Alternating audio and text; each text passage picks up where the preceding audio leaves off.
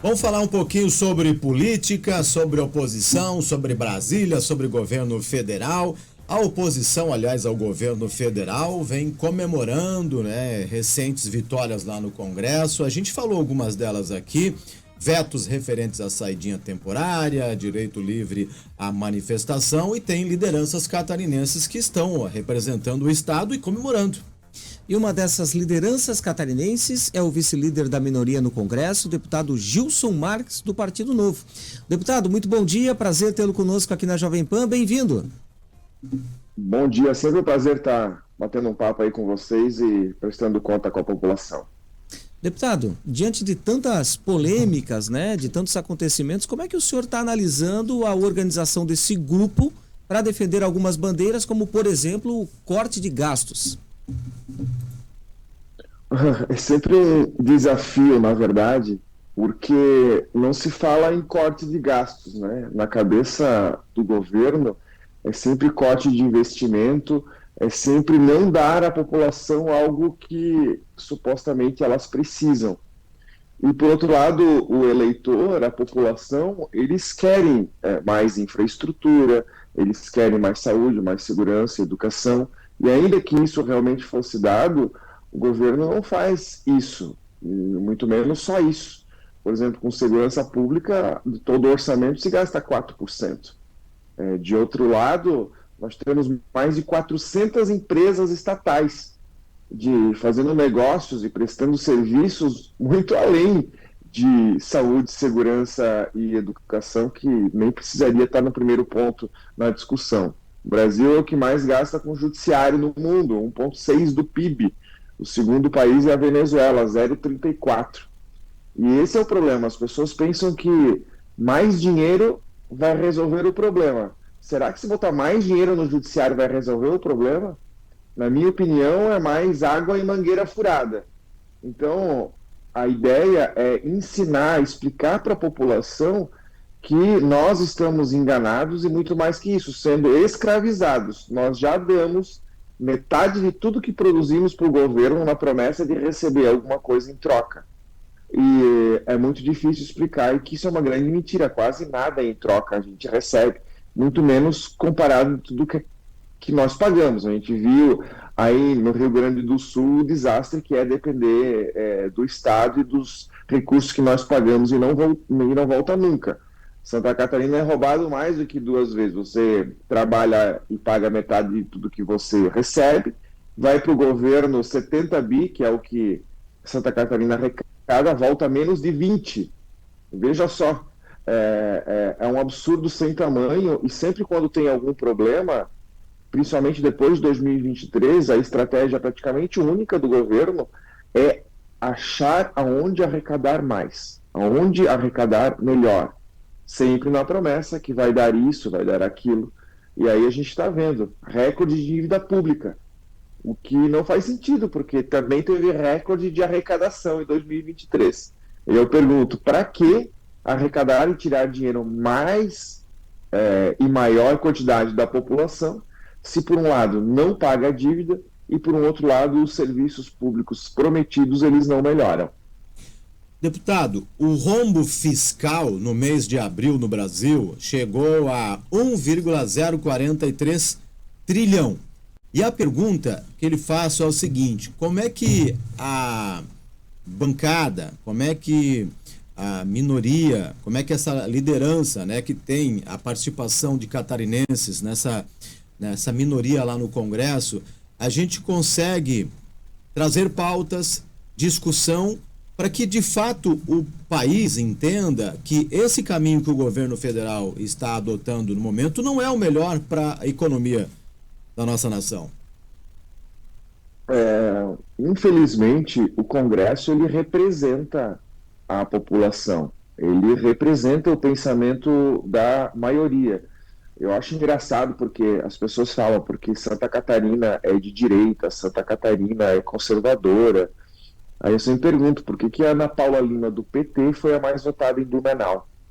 Por que lá na terra do João Rodrigues, no Oeste, o deputado mais votado foi o Pedro Kussay, do PT? Dobramos a bancada do PT. que obviamente é um partido de esquerda que hoje é o mandante, senta aí no trono do Executivo Federal. Então, a gente precisa educar, ir para as escolas, ir para a universidade e dizer de que lutar contra impostos, lutar contra regulamentação, lutar contra a burocracia é lutar por liberdade, na verdade. Porque se você trabalha sem receber, se você trabalha tendo que respeitar algum requisito de alguma regulamentação, se você é obrigado a pagar um órgão de classe que você é obrigado a estar inscrito, na verdade, você não pode recusar coisas que dizem para você que é um direito. Por exemplo, o FGTS. Dizem na faculdade que é um direito. Como que é um direito se você não pode recusar, rende menos que a inflação, só pode usar quando o governo determina, é só para comprar a casa e outros... poucas hipóteses. Se eu quero comprar uma barraca de cachorro-quente, fazer um curso, é proibido. E te fazem convencido que é um direito e você luta por ele. Então, no fundo, é só uma questão de tentar educar as pessoas e, com base nisso, escolher pessoas que tenham o compromisso de chegar no poder e diminuir o seu próprio poder, diminuir as suas atribuições e os seus recursos. E, na verdade, a grande maioria, ela pensa o contrário. Deu algum problema, o que elas fazem? Eu quero que o político resolva. Olha só que sem sentido isso. Se você tem um negócio, você precisa resolver algum problema de gestão, de enchente, de saúde pública, de pandemia. De onde você viu dizer, vamos chamar os políticos para resolver? Exatamente isso que acontece. Se eu tenho algum problema, eu diria, eu não quero um político, eu quero um técnico. Eu quero alguém que visa o lucro e, por isso, ele quer entregar o melhor serviço possível. Eu quero a concorrência. Mas, infelizmente, tanto os eleitores e, por isso, as pessoas que são eleitas, em grande parte mentirosos, porque quando se promete o impossível, só os mentirosos são eleitos, né? A gente entra num círculo vicioso, onde os eleitores esperançosos pagam para não se incomodar, acreditando que os políticos vão resolver os seus problemas, infelizmente.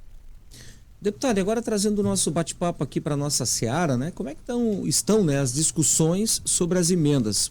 Aqui na região de Joinville, por exemplo, há uma necessidade, né, de recursos para investimentos em infraestruturas, como as melhorias, por exemplo, da Serra Dona Francisca, as obras de pavimentação que sempre pesam, né, no bolso das prefeituras. Tem alguma atenção especial do senhor referente a isso aqui para a nossa região norte? A questão de emenda é mais um transtorno da nossa política. Se você pegar em 2006, de todo o orçamento que tinha do governo, nós tínhamos do orçamento discricionário, porque tudo é verba carimbada, nós tínhamos menos de 2% de emendas. Hoje esse valor ele chega a quase 17%, 18%. Cada vez mais o parlamento e os parlamentares abocanham um valor maior de emendas, fazendo com que não exista mais gestão. O executivo não pode mais, tanto estadual, mexer no orçamento. Então, veja só, eu quero saber quem é a pessoa que tem onisciência suficiente para entender qual recurso que você vai mandar, por exemplo, 30, 40 milhões de reais, que é o que mais ou menos cada catarinense parlamentar federal tem direito de enviar para o seu estado. Dos 295, qual o município que tem mais necessidade, mais prioridade, aonde precisa do recurso, e se precisa agora ou depois. É muito fácil você decidir para onde você vai enviar o recurso. Preciso fazer a estrada Dona Francisca? Claro que sim, mas isso é muito fácil enviar o recurso para lá. O muito difícil é dizer para qual APAE você não vai mandar o recurso, qual hospital que não vai receber o aparelho do raio-x, qual hospital que não vai receber outros aparelhos de diagnóstico, qual escola que não vai receber livro ou algum material escolar. Então, na verdade, os recursos são escassos e as necessidades são infinitas. Para resolver esse problema, porque não dá para renunciar aos recursos, seria uma burrice, eu não estaria devolvendo o recurso para Santa Catarina um pouquinho, a gente criou um método que se chama sem barganha. A gente tem um edital, publica todo ano, já funciona há 6 anos. Qualquer pessoa, você, um ouvinte, um eleitor ou não, inscreve qual a necessidade de uma entidade ou de uma prefeitura. A gente tem uma equipe técnica que faz o ranqueamento de todos os projetos e a gente envia os recursos para essas entidades, para essas prefeituras, conforme esse ranqueamento. Inclusive, a gente envia recursos para inúmeros municípios que eu sequer não tive votos, ou tive poucos votos, porque agora eu fui votado em quase todos os municípios, com exceção de 3. É muito interessante porque não precisa o prefeito, o vereador ou quem quer que seja pagar passagem aérea, frigobar, hotel, vir a Brasília, tirar tempo dele, do parlamentar, para negociar verba entre 4 paredes. Isso tudo serve de forma online e eu, de verdade, nem sei de cabeça todos os recursos que eu envio para todos os municípios. É humanamente impossível, até porque eu não trato disso pessoalmente, eu só trato isso de uma maneira técnica. Com relação a rodovias, se eu não me engano, no ano passado eu enviei um recurso para a Secretaria do Estado de Santa Catarina, e a Secretaria de Estado de Santa Catarina faz a administração das rodovias estaduais que estavam pendentes de algum tipo de recurso para finalizar as obras. Não foi nenhum recurso específico a nenhuma rodovia. Mais de 80% das minhas emendas no ano passado, por exemplo, foram para a área de saúde ou de serviço social. Por exemplo, hospitais, geralmente privados, né, ou gestão privada, porque faz o dobro do atendimento com a metade do custo, ou então para a paz, serviço social dessa área. Deputado, para a gente finalizar o nosso bate-papo, já são 7h30 da manhã, a comissão do Senado deve votar ainda hoje aquela questão do novo Código Eleitoral, e dentro do Código Eleitoral tem uma proposta que prevê fim da reeleição para prefeitos, governadores e presidente da República. Qual seria o voto do senhor numa discussão sobre essa? O senhor é a favor ou contra a reeleição desses cargos majoritários? Eu seria a favor a não ter reeleição a majoritária, mas teria que ter um mandato maior, na verdade. 4 anos para ter enfrentamento de toda a burocracia estatal, de fazer licitação para qualquer obra que você vai fazer, para dar continuidade, para sanear as contas públicas, realmente é muito pouco. Eu defenderia não ter reeleição, mas um mandato maior. Isso porque, se você pensar, é um grande problema da democracia que se chama alta preferência temporal. Os prefeitos, eles precisam, durante 4 anos, fazer de tudo e receber e usar de todo o recurso daquele momento durante aquele curtíssimo prazo de tempo, porque ele precisa agradar e fazer o melhor serviço possível. Então, por isso que os prefeitos não pagam as dívidas do anterior e fazem dívidas para os próximos. Pensa numa monarquia onde o rei ele tem o poder para sempre, ele tem uma visão de longo prazo, ele faz investimento, ele é econômico, afinal de contas é tudo entendido como dele, e ele passa aquela propriedade para os filhos, inclusive, de forma hereditária. Então, existe prós e contras aí. Você imagina um mandato de 6 meses, que alguém pode ser contratado por uma empresa, por exemplo, reduzisse o mandato. O comprometimento ele é sempre menor quando você tem menos tempo de mandato ou de gestão em qualquer coisa. Eu entendo que é muito ruim você pensar, puxa, nós vamos ter aí o Lula de 8 anos, melhor que se fosse 4. Eu concordo demais, melhor ainda se fosse 1. Mas e se por outro lado nós tivéssemos um bom gestor, que estivesse saneando as contas? O que a gente pode alterar é os incentivos. Então, se fosse para eu escolher ou voltar a trabalhar, eu trabalharia para um mandato, sim, mas por um período maior.